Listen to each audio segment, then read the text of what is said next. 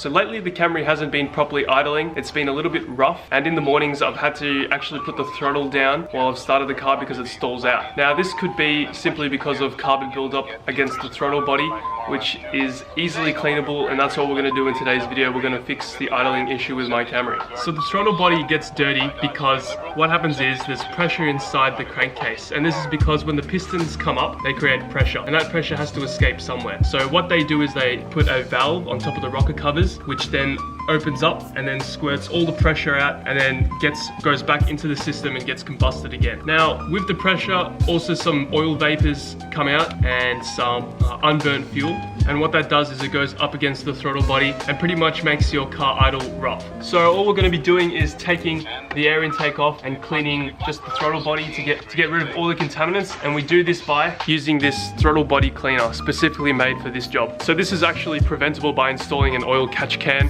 which I will be doing in a later video because I don't want to have to deal with these issues ever again. You could also prevent this by just, not driving like a dickhead. You see, I like revving my car up to the nice high RPMs, and what that does is it does create a lot of pressure and gets more oil squirting out into your air intake. So either drive slowly or install an oil catch can. So if you want, you can actually remove the whole intake itself, but what I'm going to do is just move it out the way.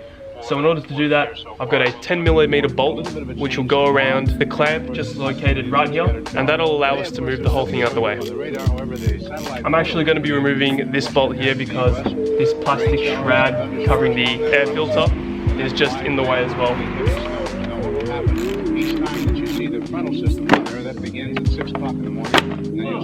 So here's the throttle body right here. This is what happens when you accelerate, and you can see here there's quite a bit of oil buildup. My fingers actually gets wet and kind of dirty when I touch just here. That's just because of the PCV valve doing its job. So we're just going to move this out the way, and we're going to get the throttle body cleaner and spray it all around there, cleaning absolutely everywhere and spraying it down into this hole, which I think controls the idle. What you can do is actually take this thing off and spray around there too, but I'm not going to bother today. So make sure your engine's cold, obviously, because this is flammable as it does combust in your engine. So make sure you open this up, spray it all around in there. You can see a lot of black coming out, all that carbon. So that's what we're trying to get rid of, all that black stuff right there.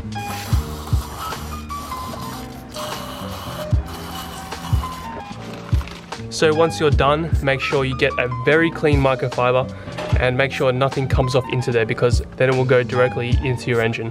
Just clean it all up. You can see all that black is what's in your throttle body. So now that we've done cleaning the throttle body, we're going to put everything back.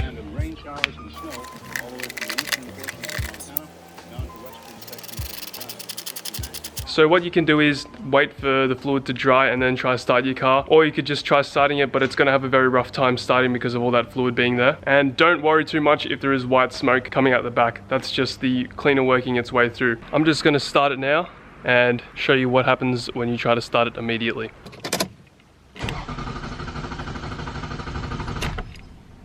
So there you go, it's not starting, so you just got to wait a little bit and try again. Oh, there we go.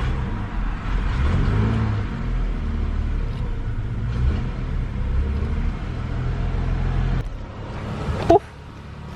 We have a lot of white smoke coming out the back.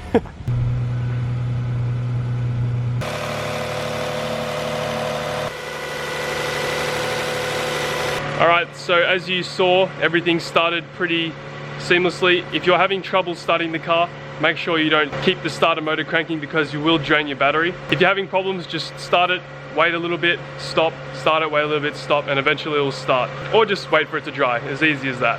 Make sure you don't leave any tools in the engine bay, and that's it.